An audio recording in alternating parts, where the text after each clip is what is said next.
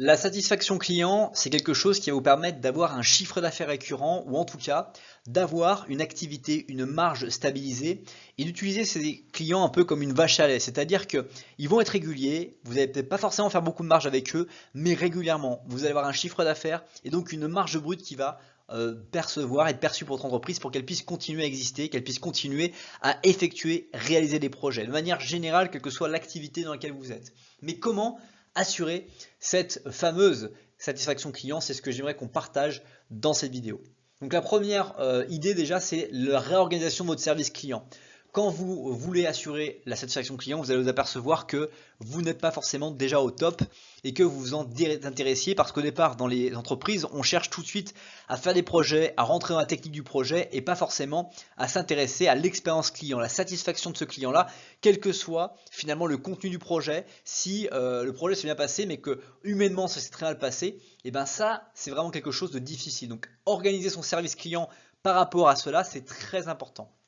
Ensuite, la première chose auquel il faut se frotter pour savoir la satisfaction client, c'est d'où on part.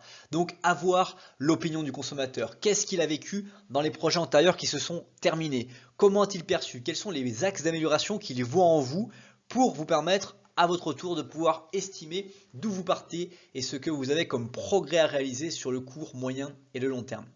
Autre aspect très important de la satisfaction client, c'est la personnalisation. Lorsque vous allez commencer à être du sur-mesure, connaître votre client, savoir un peu de sa vie privée, pouvoir échanger informellement avec lui sur d'autres choses que le projet, vont aider à dynamiser, fluidifier la relation que vous allez avoir avec lui et donc de permettre de gagner beaucoup de temps et beaucoup de fluidité dans votre projet. Autre technique, c'est d'envoyer des cartes d'anniversaire et aussi des vœux saisonniers que vous pouvez faire régulièrement à votre client, écrit à la main avec un petit texte. Tout cela va permettre de donner à votre client la sensation qu'il est unique, ce qui est vrai. Et vous pouvez tout à fait le faire sans démarche complètement, on va dire, qui soit vraiment vue comme entrepreneuriale, mais avec une démarche très sincère d'appréciation du client que vous connaissez et d'avoir une pensée pour lui sur mesure qui lui permette de voir que vous êtes vraiment intéressé.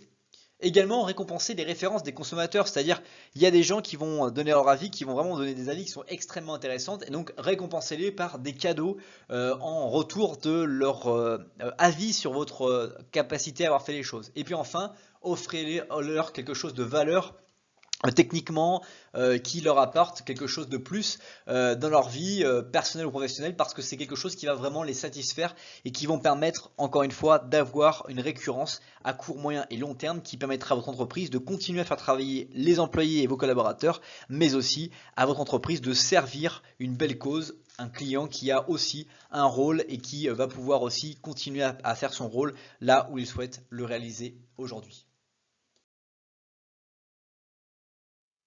Si tu veux aller plus loin, je t'invite à découvrir la vidéo qui s'affiche sous la flèche bleue ou à t'abonner à la chaîne sous la flèche rouge. À bientôt et merci pour avoir regardé la vidéo.